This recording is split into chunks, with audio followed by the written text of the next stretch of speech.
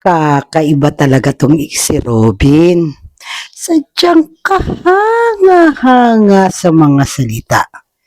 Ang mga logic, ibang klase. Galing ng logic, di ba? Romanovs, pinatay ng mga komunista.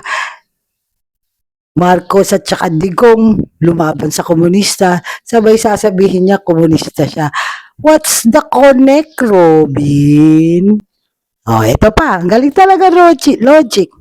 Naglabas ang China ng AI video, na tinatawag ang mga Pilipino na stupid monkeys. Ang opisina ni Robin naglabas ng official statement, kinukondena. Sabay magpo-post hours after sa kanyang Facebook page. Lahat naman daw tayo, lahat ng lahi ay unggoy. So siya tinatanggap niya, unggoy siya. Wow! Kinondena mo, pagkatapos tatanggapin mo, unggoy ka. Oh, wow! At pag nagsalita, di namang ginagawa. Eto pa. Sinabihan niya noon, ting Senator Trillanes, na yung kaso mo, harapin mo. Di ba?